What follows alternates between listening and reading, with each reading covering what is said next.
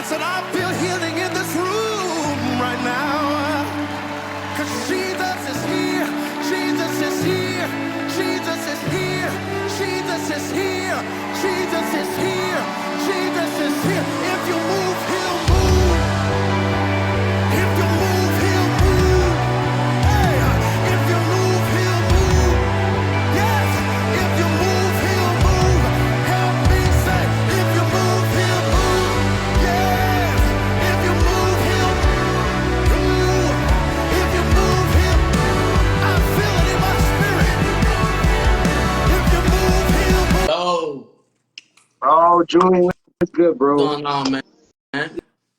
Yes, sir. Sorry about last time, man. Nah, I'm, it's all I'm good, bro. still, I'm a little, I've been getting used to the Zoom thing, bro, with the recording and everything, man. I never done it on there before, It's so all good. That's why I wanted to make sure we did it on here so we could get it. We could get it right.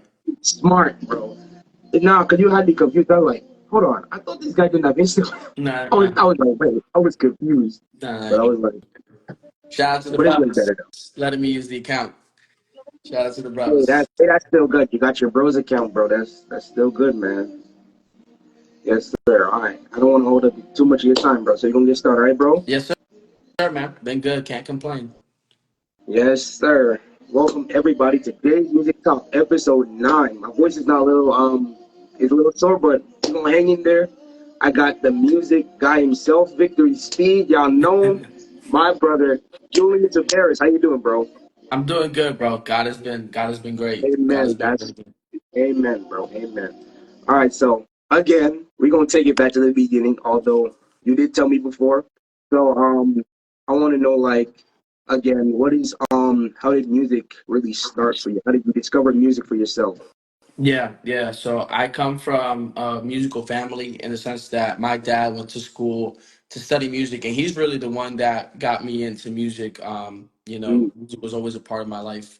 When I was younger, literally from the day that I was born, my dad had a studio inside of our house. wow.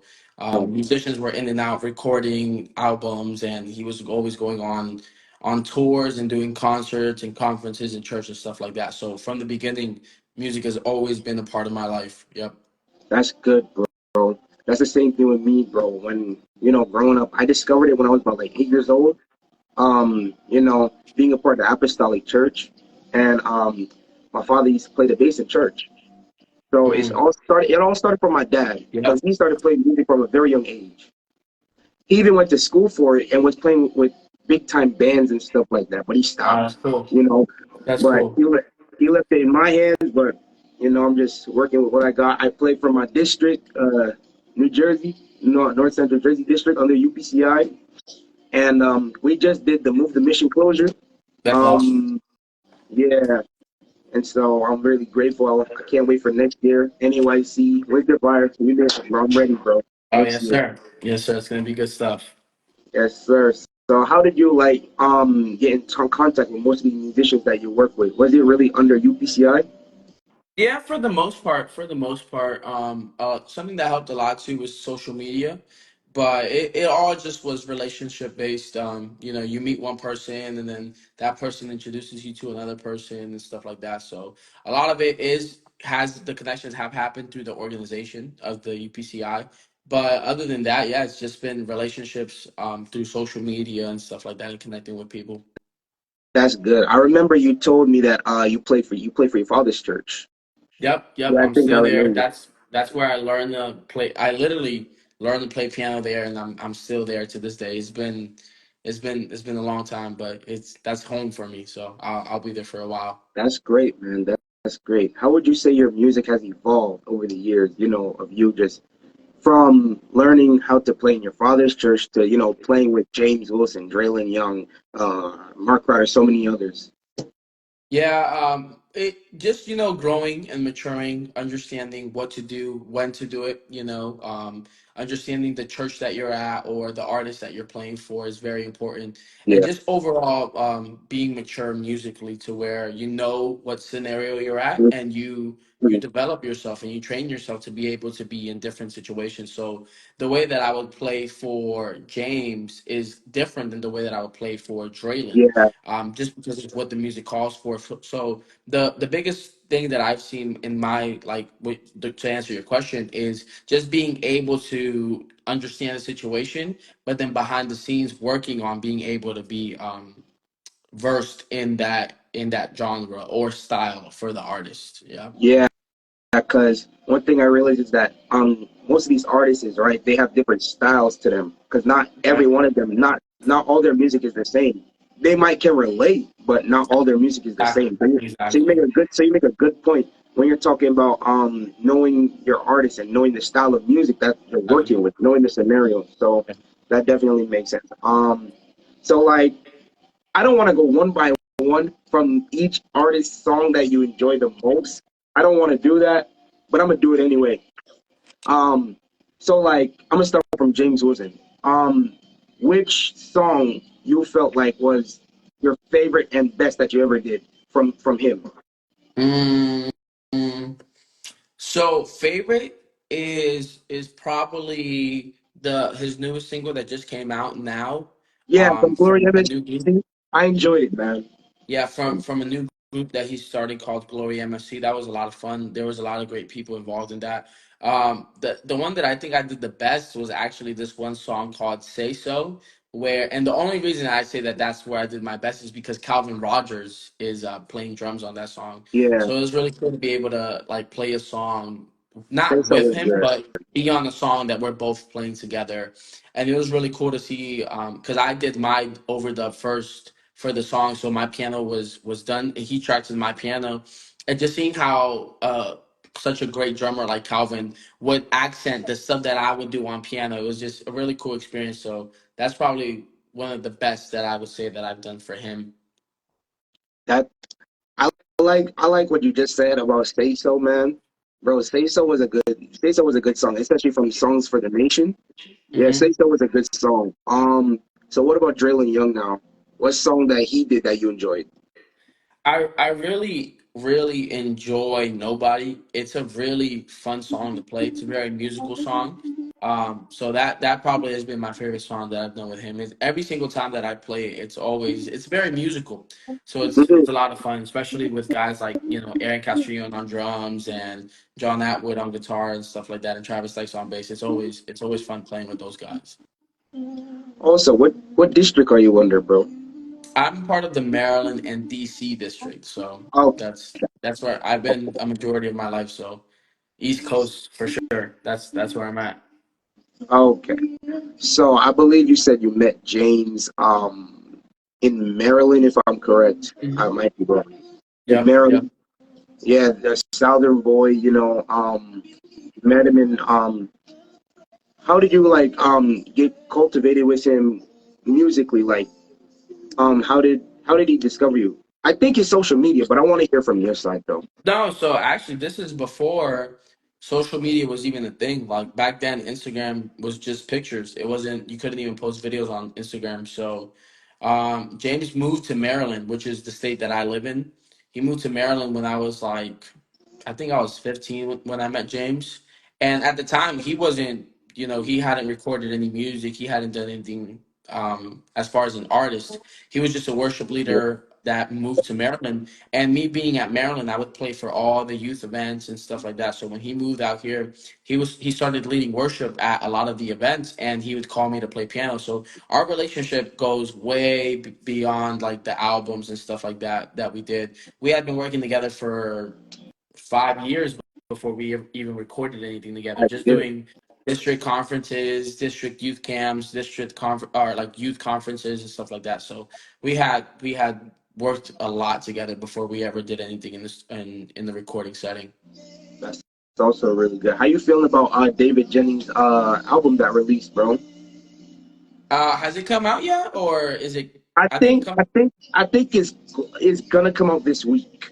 I think so. Yeah. I think it's coming out in a couple of weeks. I think the 20th. But man, that it's well overdue. We recorded that album in 2021, and Yeah, it's I remember. 2024, so it's way overdue. I remember. I remember. What about your boy Gabriel Torres, man?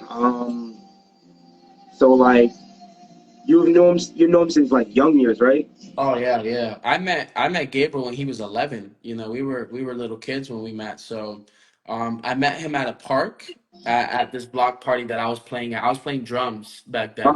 I didn't even play piano like that. So I was playing drums at the block party, and Gabriel was there, and we met there. I invited him to church, and the rest has really been history. That's my brother for life, man. I love Gabriel with all my heart. honestly, Julian, that's all I realize with most piano players, keyboard players, that's honestly how it starts, bro. Like with the drums. Like Yeah. I realized that. Like that's how it started with me too. Yeah, 8 years old, I started I on think drums. just when you grow up in church, that's like the most attractive instrument to play because you're so young and you just want to hit stuff. Yeah, So I think most of us start our journey on drums. Yeah. So that's where I started as well. yes, sir. Um, so have you ever thought about songwriting, bro? Yeah, I have thought about it. It really I think what a lot of people don't understand is that songwriting is like playing another instrument. Songwriting isn't just something like, oh, I want to, just do right now. No, it's like you have to dedicate time to it. You have to, if you want to be good at it, you have to dedicate time to it. Just like you dedicate time to practice the Yeah, drums, the bass, or the guitar, or the piano, or whatever. You have to dedicate time to songwriting.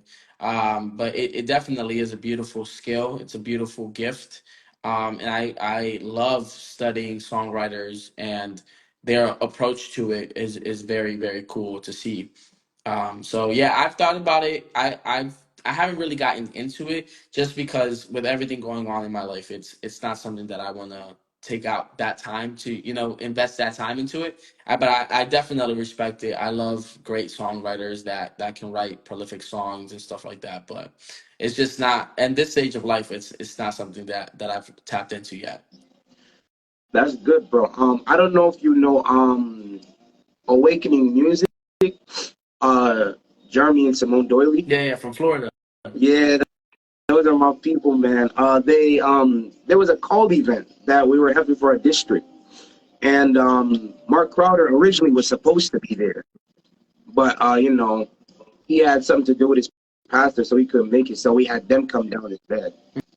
Mm. But it was great getting to know them, though. Yeah, they're I great got people. I was speaking to him just Sunday, as a matter of fact, and I told him I was having you on the pod Tuesday, and he said Yeah. that you're his boy. Yeah. That's my guy, man. They're wonderful people. They're wonderful people. Yeah, it was fun worshiping with them. The vlog is on YouTube if you want to see it after Okay. the interview. Okay. Yeah, it's called New Jersey Conference. I had to put that out there. Saying how long have you known them though? Oof. Had to be like 2019. So That's 5 years. about 5 years, maybe Oh, six or 5 years. that's a long time.